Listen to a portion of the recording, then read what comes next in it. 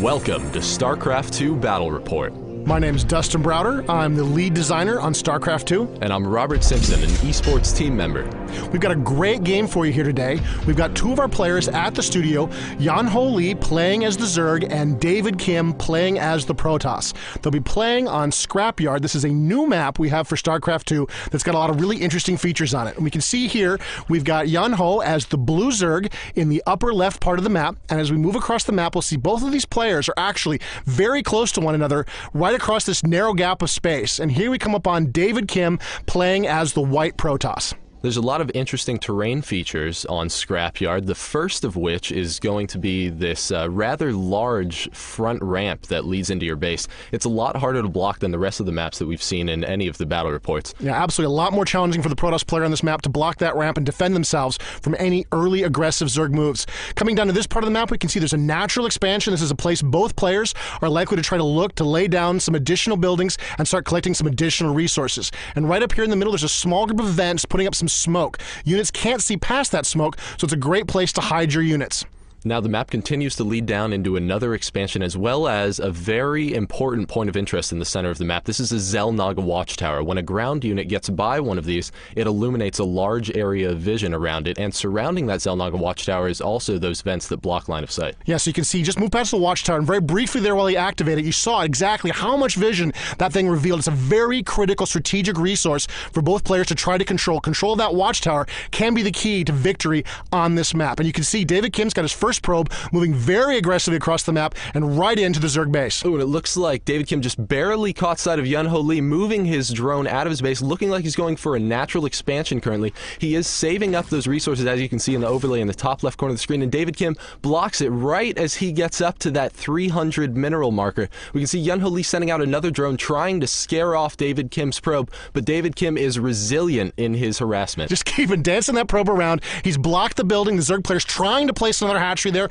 He really needs to get another hatchery down so he can start resourcing from that location. Instead, the Protoss player has blocked the expansion, has prevented him from putting that building into play, and you can see the Zerg player has just given up on it. He's returned to his base to continue harvesting, and the probe is just loose, running around the Zerg base, seeing whatever it wants to see, totally scouting the Zerg, even counterattacking there, looking to sort of harass this Zerg player and just keep the pressure up at this very, very early part of the game. David Kim's doing a great job with that probe right now. For every time that he pulls off just a few of those drones off of Yan-Ho Lee's minerals, it really puts Yan-Ho behind for a good portion of the game. Absolutely. Just harassing his economy is very important in the early part of the map. Now you can see there is a way for these players to approach each other that's a lot closer than going around that Xel'Naga watchtower. There's the destructible rocks there across that narrow bridge, and players can move over. They can use their forces to destroy those rocks, and once the rocks are down, you can move freely back and forth across that bridge. It's a very, very powerful way to sort of surprise the enemy. They're expecting you to come from a different direction, and instead you snap those rocks open and you push right through the middle, and we'll see if that's a factor in this game. Now, David Kim's base, we can see him build a cybernetics core in addition to an assimilator, so we're very, very likely to see some early stalkers out on the field.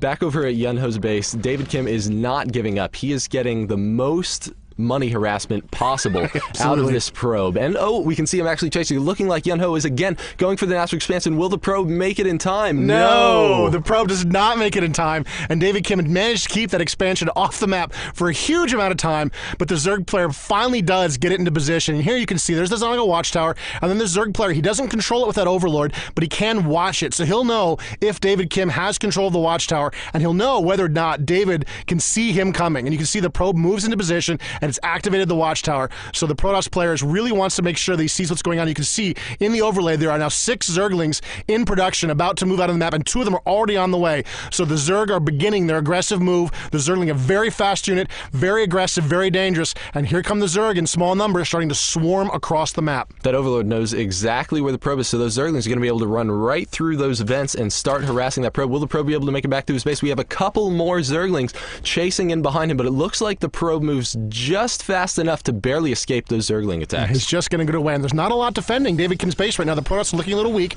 Here come a couple of nullifiers. This is a new unit to StarCraft 2. It's got a very powerful ability called a force field that it can use to block terrain. You can see the nullifiers are moving out, but they don't want to get trapped. They don't want to get surrounded, so they move back up the ramp. And you can see the Zerg are hiding in the vents, gathering their forces, sort of waiting to see. Here come some more Zerglings that look like from the south, moving up into those vents, and the Zerg are just lurking there, waiting for enough forces to move in. And here they go, moving into the Protoss base. So now that's 8 Zerglings trying to move up to the Protoss base, but those are 2 beautiful force fields set out by David Kim. He can now micro one of his nullifiers around while the other one continues to lay down cover fire. The Zerglings know they have no chance and start heading back into the base, but it's not looking like 2 Zerglings are going to pose a very large threat against those nullifiers and all the probes in the base. Yeah, even the probes could turn and fight if they needed to, and you can see the Zerglings are trying to remain a threat, trying to harass, and they don't really get much out of it. They're quickly destroyed by the nullifiers, and the nullifiers are sort of free to move back to protect the front of the Protoss base. Meanwhile, the Zerg have gathered in the smoke, are trying to hide, and that's a Zealot and 3 nullifiers moving out to engage. It looks like the Zerg are going to have to run for it. They're not going to be able to hang out there and survive. Ooh, it looks like David Kim might have just barely seen that one Zergling move around. Oh, and he was going for his natural expand as well, and that probe was able to see all of those Zerglings moving around. Now the nullifiers see them, but they're very slow, so those Zerglings are going to be able to make it up into David Kim's base and harass. And there goes some Zerglings, seeing what kind of damage they can do. Moving in, there's the warp in, bringing in some additional forces, another nullifier in play, and there's a force field trapping those Zerglings, preventing them from running away. The probes turn to counterattack, and they quickly destroy all of those Zerglings, and the Protoss are still perfectly safe right there in their base, despite that very clever and very fast harassment by the Zerg. So generally you see force field used as more of a defensive measure, but in that case, David Kim actually used it to trap his enemy within his base to kill his forces. Yeah, absolutely. Against a force like the Zerg that's so speedy and so quick, force field can be used both offensively and defensively. As we've seen time and time again in our early versions of this game, force field is just a very, very powerful weapon against the Zerg, especially when playing, against them when they're swarming. Any kind of map with a lot of open space, it's a very powerful weapon to control and channel the Zerg, and of course, it's also very powerful to prevent the Zerg from escaping should they try to do so. And you can see that Overlord getting a little bit harassed there by the nullifiers, but the nullifiers don't quite have the range, and the Overlord is going to escape. Now, David Kim is massing his forces over by that Xel'Naga watchtower. He can now see that large area of vision, which is very strong. He sees no units coming. He knows that he just killed a bunch of Yun-Ho Lee's Zerglings, so it's time to take advantage of that window of opportunity. So he's moving in now. He feels like he's got the advantage, and he wants to press.